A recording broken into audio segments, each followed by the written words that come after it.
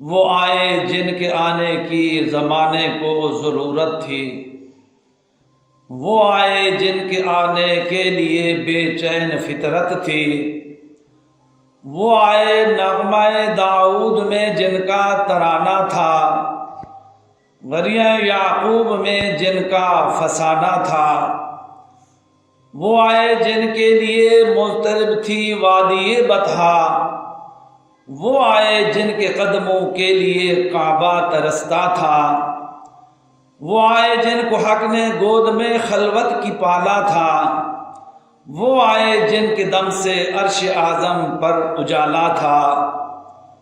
آتے ہیں نبی جاتے ہیں نبی، بستر پہ شکن پڑتی ہی نہیں، کٹ جاتی ہے شب معراج کی جب عالم میں سویرا ہوتا ہے۔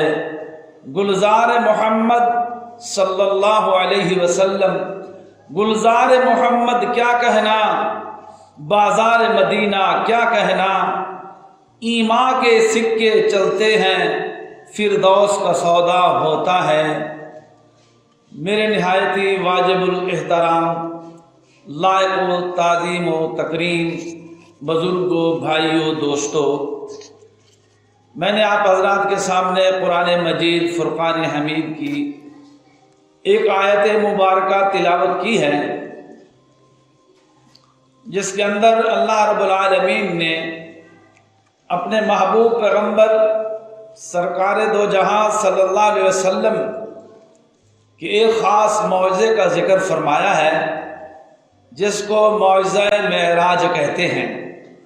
فرمایا کہ سبحان الذی، پاک ہے وہ ذات، سبحان الذی، پاک ہے وہ ذات، اسرا بعبدہ لیلا من المسجد الحرام الی المسجد الاقصی، کہ جس نے اپنے بندے کو سیر کرائی رات کے کچھ حصے میں مسجد حرام سے لے کر مسجد اقصی تک۔ اللہ رب العالمین نے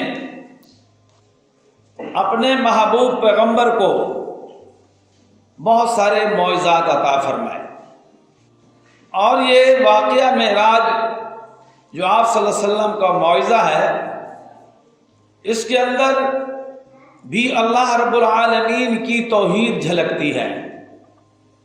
یہ صرف ایک واقعہ نہیں ہے، بلکہ اس کے اندر امت کے لیے بڑے اسباق ہیں۔ فرمایا کہ سبحان الذی، پاک ہے وہ ذات، پاک تو انبیاء کی ذات بھی ہے، جتنے انبیاء ہیں وہ سارے کے سارے پاک معصوم۔ اور جب اس واقعہ کو شروع کیا تو لفظ سبحان کو لائے، کیونکہ جب کوئی عجیب بات ہوتی ہے، جب کوئی آدمی عجیب بات سنتا ہے تو اس کی زبان پر سب سے پہلے کیا آتا ہے؟ سبحان اللہ۔ تو اللہ رب العالمین نے اس واقعے کو بیان فرمایا۔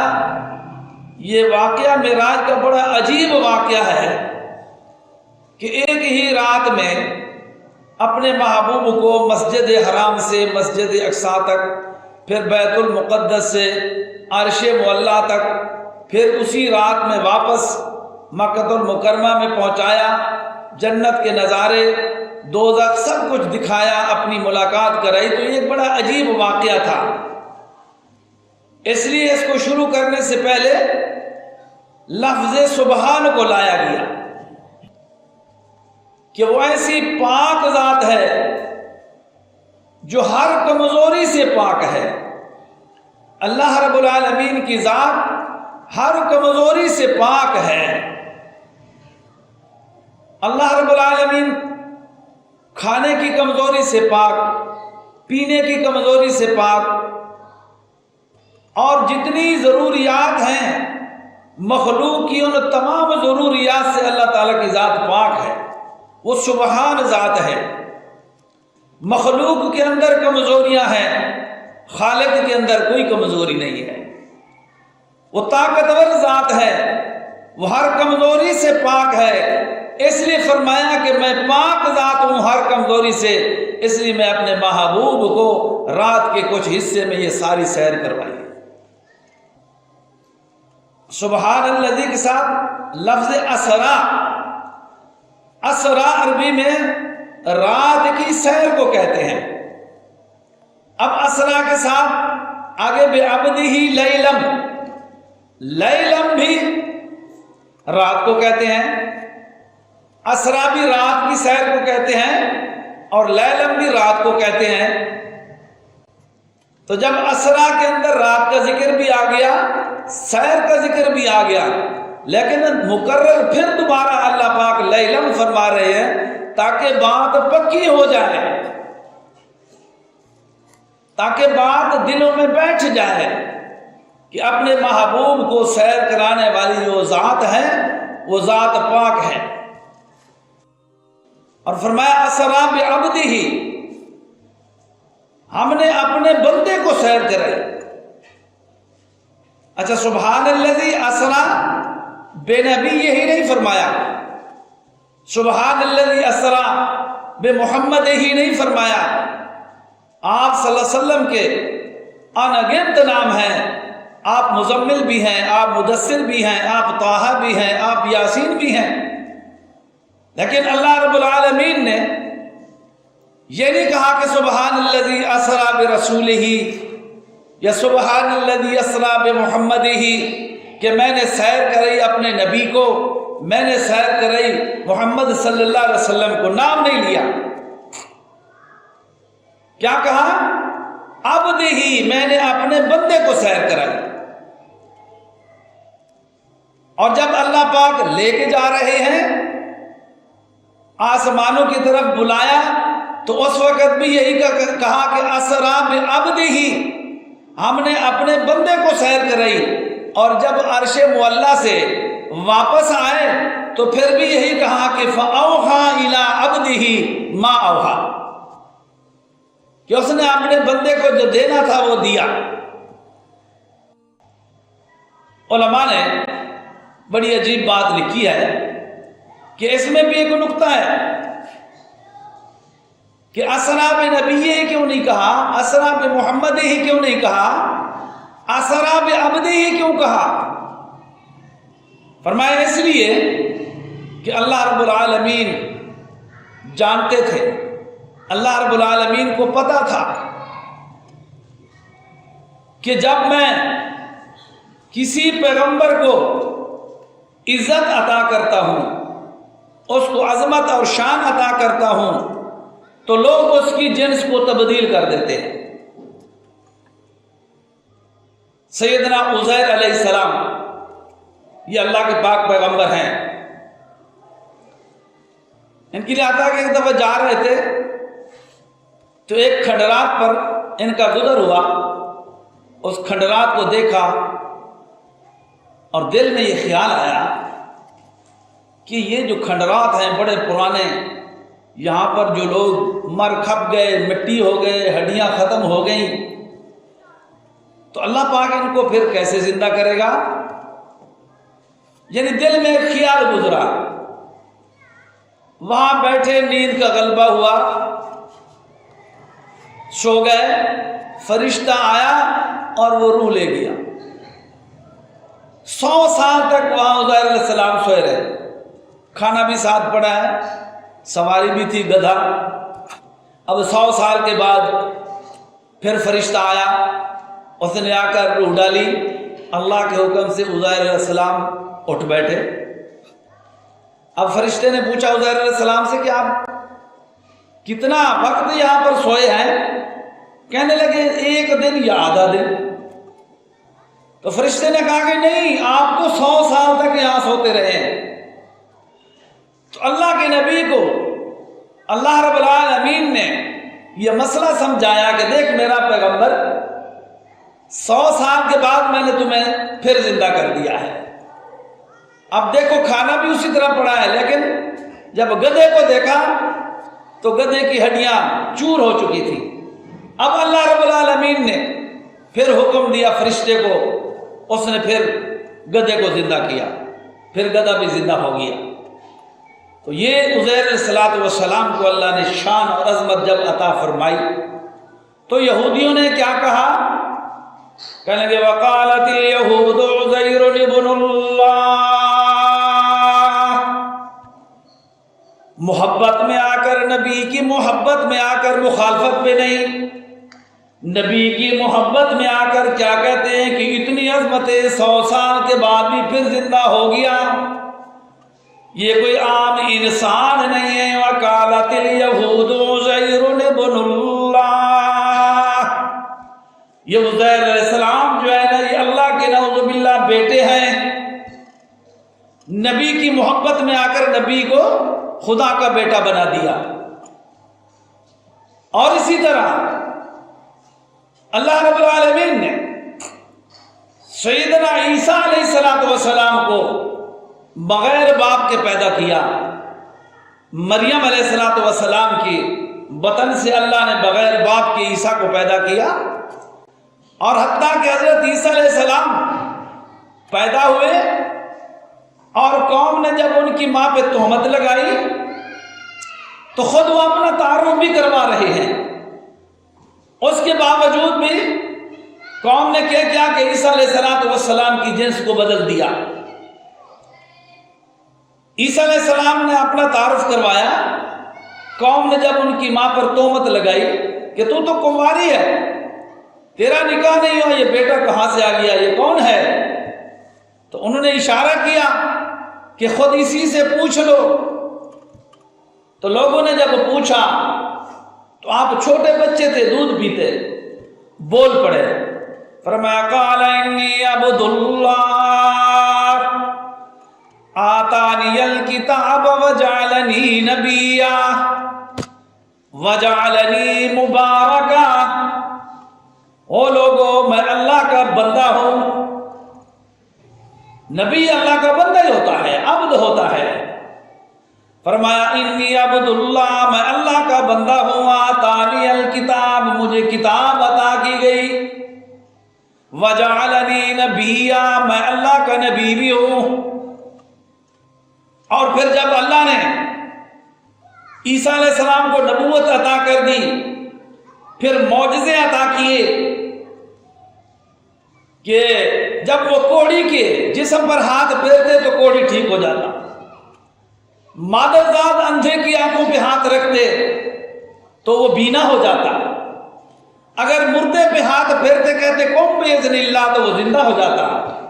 جب ان معجزات کو انہوں نے دیکھا عیسائیوں نے تو یہودیوں نے کہا تھا وقالت الیہود عزیر ابن اللہ، عیسائیوں نے کیا کہا کہ انہوں نے کہا کہ عزیر علیہ السلام اللہ کے بیٹے ہیں۔ وقالت النصارى المسیح ابن اللہ، عیسائیوں نے کہا کہ نعوذ باللہ عیسیٰ علیہ السلام اللہ کے بیٹے ہیں۔ تو اللہ رب العالمین جانتے تھے کہ میں جس پیغمبر کو کوئی عظمت دیتا ہوں لوگ اس پیغمبر کی جنس کو تبدیل کر دیتے ہیں اور اس کے ساتھ میرے ساتھ اس کو شریک بنا دیتے ہیں۔ تو جب اللہ نے اپنے محبوب صلی اللہ علیہ وسلم کو معراج کروایا تو یہ ایک بہت عظمت کی بات تھی، اس لیے اللہ رب العالمین نے قرآن کے اندر فرمایا سبحان الذی اسری بعبدہ، بے محمد ہی نہیں فرمایا، بے نبی ہی نہیں فرمایا، مزمل، مدثر، طٰہٰ، یاسین یہ نہیں فرمایا، کیونکہ اللہ رب العالمین جانتے تھے کہ کہیں میں اپنے محبوب کو سبحان الذی اسری بمحمدی کہہ دوں تو پھر لوگ کہیں میرے محبوب کی جنس کو تبدیل نہ کر دیں، جیسے یہودیوں نے تبدیل کیا، عزیر علیہ السلام کو خدا کا بیٹا بنا دیا، عیسائیوں نے عیسیٰ علیہ السلام کو خدا کا بیٹا بنا دیا، کہیں میرے محبوب صلی اللہ علیہ وسلم کو بھی نعوذ باللہ میرے ساتھ شریک نہ کر دیں۔ اس لیے فرمایا اسری بعبدہ، ہم نے سیر کرائی اپنے بندے کو، جب بلایا تو بھی بندہ فرمایا اور جب واپس بھیجا تو پھر بھی بندہ فرمایا کہ فاوحیٰ الی عبدہ ما اوحیٰ ما کذب الفؤاد ما رأیٰ۔ تو یہ نقطہ علماء نے بتایا ہے کہ اللہ رب العالمین نے اسرا بعبدہ فرمایا تاکہ لوگ یہ عقیدہ نہ بنا لیں کہ حضرت محمد صلی اللہ علیہ وسلم بھی اللہ کے شریک ہیں یا خدا کے وجود سے پیدا ہوئے ہیں. تو اس لیے فرمایا اسرا بعبدہ کہ ہم نے سیر کرائی اپنے بندے کو. یہاں پر ایک عقیدہ اپنا بناتے جائیں کہ کچھ حضرات کا یہ عقیدہ ہے کہ حضور نبی کریم صلی اللہ علیہ وسلم ہر جگہ موجود ہیں، ہر جگہ حاضر ہیں، ہر جگہ ناظر ہیں. یہ عقیدہ ہے کچھ احباب کا. اگر غور سے دیکھا جائے تو یہ عقیدہ قرآن کے خلاف ہے. حاضر کہتے ہیں جو موجود ہو، ناظر کہتے ہیں جو دیکھ رہا ہو. یہ حاضر اور ناظر یہ صفت کس کی ہے؟ یہ اللہ رب العالمین کی صفت ہے کہ وہ ہر جگہ موجود ہے، ہر جگہ حاضر ہے، ہر جگہ ناظر ہے. وہ ہر کسی کو ہر وقت ہر جگہ دیکھ بھی رہا ہے اور سن بھی رہا ہے. اگر یہی عقیدہ ہمارا انبیاء کے ساتھ ہو جائے، نبی کے ساتھ ہو جائے، تو پھر قرآن کے خلاف ہو جائے گی بات. اب ذرا غور کریں جو آیت میں پڑھ رہا ہوں بار بار، سبحان الذی اسرا. اللہ رب العالمین فرما رہے ہیں کہ ہم نے سیر کرائی. کس کو؟ اپنے بندے کو. اب یہ بتائیں کہ جو ہر جگہ موجود ہو، ہر جگہ حاضر بھی ہو، ناظر بھی ہو، ہر جگہ موجود بھی ہے، ہر جگہ کو دیکھ بھی رہا ہے، تو پھر سیر کرانے کا مطلب کیا ہوگا؟ سیر کا کیا مقصد ہوگا؟ اب دیکھیں نا، اللہ رب العالمین ہر جگہ موجود ہے، ہر جگہ حاضر ناظر ہے. تو ہم یہ کہہ سکتے ہیں کہ اللہ رب العالمین آج کراچی گئے تھے سیر کرنے کے لیے، آج لاہور گئے تھے، آج مکہ المکرمہ گئے تھے، آج مدینہ منورہ گئے تھے. تو یہ نہیں کہا جا سکتا اللہ تعالیٰ کی ذات کے بارے میں، کیونکہ وہ تو ہر جگہ موجود ہے، ہر جگہ حاضر ہے، ہر جگہ ناظر ہے. تو لفظ اسرا لا کر یہ بتایا گیا کہ سیر اس کو کرائی جاتی ہے جو عابد ہوتا ہے، جو بندہ ہوتا ہے. اور اللہ کے محبوب جب غم زدہ تھے، پریشان تھے، تو پھر اللہ نے اپنے محبوب کو سیر کرائی. مسجد فرمایا اسرا بعبدہ لیلا من المسجد الحرام الی المسجد الاقصی، کہ بیت اللہ سے لے کر مسجد اقصی بیت المقدس تک ہم نے اپنے محبوب کو سیر کرائی. اب ان دو مسجدوں کا الگ الگ نام لیا، مسجد الحرام الی المسجد الاقصی. تو اس کا کیا مطلب نکلا کہ جب آپ بیت اللہ میں تھے تو مسجد اقصی میں نہیں تھے، وہاں موجود نہیں تھے، اور جب آپ مسجد اقصی پہ پہنچے تو بیت اللہ میں موجود نہیں تھے. کیوں؟ کہ جب تک آپ بیت اللہ میں تھے، انبیاء علیہ الصلوۃ والسلام مسجد اقصی کے اندر آپ کا انتظار کر رہے تھے. 1,24,000 کم و پیش پیغمبر آپ کا وہاں پر انتظار کر رہے تھے. اور پھر جب آپ صلی اللہ علیہ وسلم وہاں پہنچے، فرشتے نے اذان دی اور نبیوں نے صفیں بنائیں، اور جبریل امین نے حضور نبی کریم صلی اللہ علیہ وسلم کا ہاتھ پکڑا اور تمام انبیاء کے سامنے مصلی پر کھڑا کر دیا. گویا آپ کو امام الانبیاء بنا دیا گیا، آپ کے سر پر امام الانبیاء کا تاج سجا دیا گیا، اور پھر آپ نے امامت کرائی. تو 1,24,000 کم و پیش پیغمبر آپ صلی اللہ علیہ وسلم کے انتظار میں تھے. اگر آپ صلی اللہ علیہ وسلم ہر جگہ موجود ہیں، ہر جگہ حاضر ناظر ہیں، تو پھر انبیاء علیہ الصلوۃ والسلام مسجد اقصی میں آپ صلی اللہ علیہ وسلم کا انتظار کیوں کر رہے تھے؟ انتظار کس کا کیا جاتا ہے؟ جو وہاں موجود نہ ہو اس کا انتظار کیا جاتا ہے. اور پھر جب آپ صلی اللہ علیہ وسلم تشریف لائے، مصلی پہ کسی اور نبی کو ضرورت نہیں ہوئی. آدم علیہ السلام جد الانبیاء، پوری انسانیت کا باپ، نوح علیہ السلام نے 950 سال تبلیغ فرمائی، آگے آنے کی ضرورت نہیں ہوئی. کیوں؟ اس لیے نہیں ہوئی کہ اب محمد الرسول اللہ موجود ہیں، اب مصلی پہ آمنہ کلام آ گیا ہے، اب کسی کو جرأت نہیں کہ وہ مصلی پہ آئے۔ تو مسئلہ سمجھ میں آیا کہ جہاں محمد الرسول اللہ موجود ہو، آپ کی موجودگی میں اور کوئی مصلی پر نہیں آ سکتا، چاہے وہ نبی ہی کیوں نہ ہو۔ ایک نہیں 1,24,000 قوم و پیش پیغمبر کھڑے ہیں، لیکن محبوب کی موجودگی میں وہ مصلی پر نہیں آ سکتے۔ تو مسئلے کا پتہ چلا کہ اگر حضور نبی کریم صلی اللہ علیہ وسلم ہر جگہ موجود ہیں، ہر جگہ حاضر ناظر ہیں، تو پھر مسجد، یہ مکاظی ٹاؤن کی مسجد ہے تو اس میں بھی موجود ہیں، پھر اس میں موجود ہیں تو میں مصلی پہ کیسے آ سکتا ہوں؟ جہاں حضور موجود ہو وہاں نبی مصلی پہ نہیں آ سکتے، وہاں میں کیسے مصلی پہ آ سکتا ہوں؟ مولوی کیسے مصلی پہ کھڑا ہو سکتا ہے؟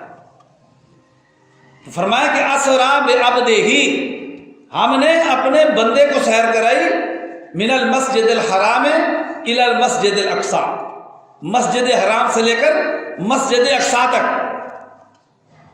آپ دیکھیں کہ جب آپ صلی اللہ علیہ وسلم نے ہجرت فرمائی، جب ہجرت فرمائی تو اپنے بستر پر کس کو سلایا بھائی؟ پتہ ہے آپ لوگوں کو؟ حضرت علی المرتضیٰ شیر خدا کو اپنے بستر پر سلایا اور آپ ہجرت کر کے چلے گئے سیدنا صدیق اکبر کے ساتھ۔ اب جب صبح ہوئی، ابو جہل اور اس کی پارٹی آئی، اور انہوں نے جب بستر پر دیکھا تو بستر پر کون موجود تھا بھائی؟ بستر کس کا تھا؟ رسول اللہ کا۔ اور بستر پر موجود کون تھا؟ علی المرتضیٰ۔ تو پتہ چلا کہ اگر حضور نبی کریم صلی اللہ علیہ وسلم ہر جگہ موجود ہیں، ہر جگہ حاضر ناظر ہیں، تو پھر بستر پر آپ کو موجود ہونا چاہیے تھا۔ اس کا مطلب یہ ہوا کہ آپ مکہ سے جب ہجرت کر کے چلے گئے تو مکہ نہیں تھے، پھر مدینہ گئے۔ آپ کے جانے سے پہلے مدینہ یثرب تھا، بیماریوں کا گھر تھا۔ جب آپ تشریف لے گئے تو مدینہ منورہ بن گیا۔ اگر آپ پہلے سے مدینہ منورہ میں بھی ہوتے، مکہ المکرمہ میں بھی ہوتے، تو پھر مدینہ منورہ یثرب کیوں ہوتا؟ وہ بیماریوں کا گھر کیوں ہوتا؟ وہ غم کا گھر کیوں ہوتا؟ جب تک آپ کا قدم مبارک مدینہ المنورہ میں نہیں گیا، وہ بیماریوں کا گھر تھا۔ اور جب آپ صلی اللہ علیہ وسلم کا قدم مبارک لگا تو پھر کیا ہوا؟ وہ مدینہ منورہ بن گیا۔ تو اس سے پتہ چلا کہ یہ عقیدہ صحیح نہیں ہے، کسی پر تنقید کرنا مقصود نہیں۔ قرآن کو سمجھو کہ قرآن ہمیں کیا کہتا ہے۔ قرآن کہتا ہے اسرا بعبدہ لیلا من المسجد الحرام الی المسجد الاقصی، کہ ہم نے اپنے محبوب صلی اللہ علیہ وسلم کو مسجد حرام سے لے کر مسجد اقصی تک کیا کیا بھائی؟ سیر کرائی۔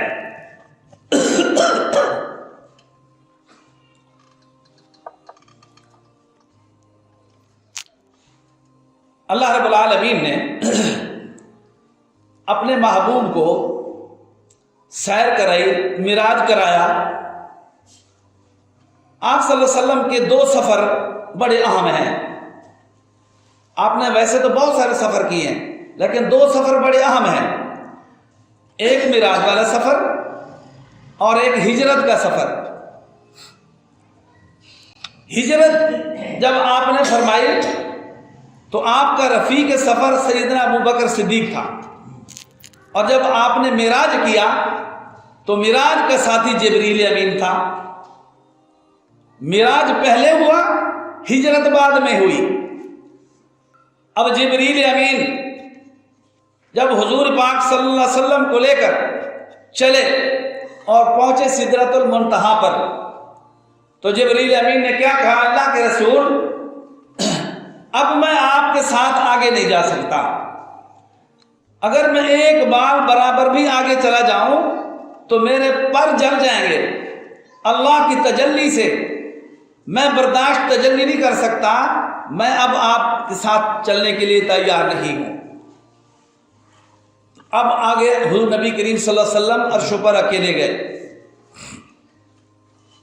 جبریل سدرۃ المنتہا پہ ساتھ چھوڑ گئے۔ سید عطا اللہ شاہ بخاری رحمۃ اللہ علیہ فرمایا کرتے تھے کہ اے جبریل، یہ تو تھا کہ سدرۃ المنتہا پہ جا کر تو رک گیا، تو نے اپنے پر بچا لیے، اگر صدیق اکبر ہوتا جل جاتا، نبی کا ساتھ نہ چھوڑتا۔ تو نے پر پیارے کیے، صدیق نے تو گھر بھی پیارا نہیں کیا تھا۔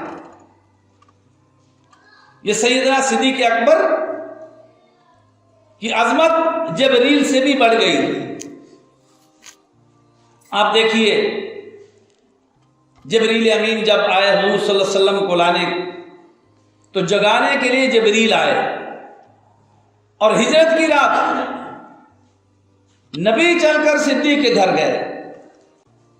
یہ جبریل اور صدیق کی شان میں فرق دیکھیے کہ جب نبی کو بلایا اللہ رب العالمین نے تو جبریل چل کر آئے، اور جب صدیق کے پاس محبوب گئے تو چل کر گئے۔ اور پھر آگے تھوڑا سا چلے، سفر ہو رہا ہے، آپ صلی اللہ علیہ وسلم کو جب مسجد حرام سے مسجد اقصی تک سواری کی ضرورت پیش آئی تو جبریل جنت سے براق لایا۔ لیکن ہجرت کی رات جب سیدنا صدیق اکبر رضی اللہ تعالیٰ عنہ اپنے محبوب کے ساتھ جا رہے ہیں، آگے غار آ گیا، پہاڑ آ گیا، اس پہاڑی پر چڑھنا کتنا مشکل ہے، سواری کی ضرورت آئی تو صدیق سواری لینے نہیں گیا بلکہ خود سواری بن گیا۔ یہ فرق ہے۔ اور پھر جس پر نبی نے سواری کی وہ سواری تمام سواریوں سے آگے نکل گئی۔ جس پر نبی نے سواری کی وہ سواری تمام سواریوں سے آگے نکل گئی۔ براق پر نبی سوار ہوئے، براق تمام براقوں سے شان لے گیا۔ حضور نبی کریم صلی اللہ علیہ وسلم حلیمہ کی سواری پر سوار ہوئے تو حلیمہ کی سواری تمام سواریوں سے آگے نکل گئی۔ اور جب حضور نبی کریم صلی اللہ علیہ وسلم سیدنا صدیق کے اکبر کے اوپر سوار ہوئے تو یہ پوری امت سے آگے نکل گیا۔ حضور صلی اللہ علیہ وسلم نے فرمایا کہ انبیاء کے بعد اگر کسی کی فضیلت اور شان ہے تو وہ سیدنا صدیق اکبر رضی اللہ تعالیٰ عنہ کی ہے۔ میں عرض کر رہا تھا کہ اللہ رب العالمین نے اپنے محبوب کو بلایا، جب بیت المقدس میں پہنچے جبریل امین نے آپ کو مصلی پر کھڑا کر دیا، امام الانبیاء کا تاج پہنا دیا گیا۔ اور جب آپ صلی اللہ علیہ وسلم نماز پڑھا کے فارغ ہوئے تو جبریل امین نے کیا کہا؟ جبریل امین نے عرض کی، یا رسول اللہ صلی اللہ علیہ وسلم حل تعرف من ہؤلاء، اے میرے محبوب صلی اللہ علیہ وسلم آپ جانتے ہیں کہ یہ لوگ کون ہیں؟ یہ اتنی صفیں جو لگی ہوئی ہیں یہ کون لوگ ہیں؟ اللہ کے محبوب صلی اللہ علیہ وسلم فرمایا کہ ایسے روشن چہرے، ایسے نورانی چہرے، ایسے خوبصورت چہرے میں نے آج پہلی دفعہ دیکھے ہیں، میں نہیں جانتا کہ یہ لوگ کون ہیں۔ جبریل امین نے فرمایا اللہ کے محبوب صلی اللہ علیہ وسلم یہ آدم علیہ السلام سے لے کر عیسیٰ روح اللہ تک سارے کے سارے پیغمبر آپ کے مقتدی بنائے گئے ہیں، آپ کو امام الانبیاء بنا دیا گیا ہے۔ یہ 1,24,000 کم و بیش پیغمبر ہیں۔ اللہ نے اپنے محبوب کو تمام انبیاء کا امام بنا کر اور ان کو دکھا دیا کہ دیکھو یہ وہ میرا محبوب ہے، یہ وہ میرا پیغمبر ہے جس کا میں نے تمہارے پاس سے عہد لیا تھا، عالم ارواح کے اندر وعدہ لیا تھا۔ وَإِذْ أَخَذَ اللَّهُ مِيثَاقَ النَّبِيِّينَ لَمَا آتَيْتُكُم مِّن كِتَابٍ وَحِكْمَةٍ ثُمَّ جَاءَكُمْ رَسُولٌ مُصَدِّقٌ لِّمَا مَعَكُمْ لَتُؤْمِنُنَّ بِهِ وَلَتَنصُرُنَّهُ۔ اللہ رب العالمین نے تمام انبیاء کو عالم ارواح کے اندر جمع فرمایا، خطاب فرمایا، اور نبیوں اور رسولوں میں تمہیں نبوت اور رسالت اس لیے عطا کروں گا، ایک وعدہ لینا چاہتا ہوں۔ وہ کیا وعدہ ہے؟ فرمایا جب میرا محبوب حضرت محمد رسول اللہ اگر تمہاری زندگی میں آ جائے تم نے کیا کرنا ہے؟ وَلَتُؤْمِنُنَّ بِهِ وَلَتَنْصُرُنَّهُ، میرے محبوب پر ایمان بھی لاؤ گے آپ اس کی مدد بھی کرو گے۔ اب تمام انبیاء علیہ الصلوۃ والسلام کی زندگی میں تو حضور صلی اللہ علیہ وسلم آئے نہیں، اب اللہ نے اپنے نبیوں کو اپنے محبوب کی زیارت کروائی، کیونکہ نبیوں نے اللہ سے درخواست کی تھی کہ یا اللہ، یا تو ہمیں اس نبی کا امتی بنا دے یا وہ امت ہمیں عطا کر دے۔ تو اللہ رب العالمین نے اپنے محبوب کی زیارت کرانے کے لیے تمام انبیاء علیہ الصلوۃ والسلام کو بیت المقدس میں جمع فرمایا اور اپنے محبوب کی زیارت کرائی۔ فرمایا کہ جس کے لیے میں نے تم سے عالم ارواح کے اندر یہ وعدہ لیا تھا، وَإِذَا أَخَذَ اللَّهُ مِيثَاقَ النَّبِيِّينَ لَمَا آتَيْتُكُم مِّن كِتَابٍ وَحِكْمَةٍ ثُمَّ جَاءَكُمْ رَسُولٌ مُّصَدِّقٌ لِّمَا مَعَكُمْ لَتُؤْمِنُنَّ بِهِ وَلَتَنصُرُنَّهُ، یہ وہ میرا محبوب پیغمبر ہے۔ اور پھر انبیاء کا آپس میں تعارف، سب سے پہلے آدم علیہ السلام نے اپنا تعارف کروایا کہ میں آدم علیہ السلام ہوں، میں پوری انسانیت کا باپ ہوں۔ اس کے بعد حضرت نوح علیہ السلام کھڑے ہوئے، کہنے لگے کہ مجھے اللہ نے نجی اللہ کہا ہے، مجھے کلمہ عطا ہوا لا الہ الا اللہ، نوح نجی اللہ، میں نے 950 سال تبلیغ کی، میں نے پتھر جھیلے اور میں نے دین کے لیے بڑی قربانیاں دی۔ پھر حضرت ابراہیم علیہ السلام کھڑے ہوئے کہ میں اللہ کا خلیل ہوں، مجھے آگ میں جھونکا گیا۔ پھر موسیٰ کلیم کھڑے ہوئے کہ میں موسیٰ کلیم اللہ ہوں، میں نے اللہ سے کلام کیا۔ پھر عیسیٰ روح اللہ کھڑے ہوئے کہ میں اللہ کی روح ہوں، اللہ نے مجھے اپنی روح کہا ہے۔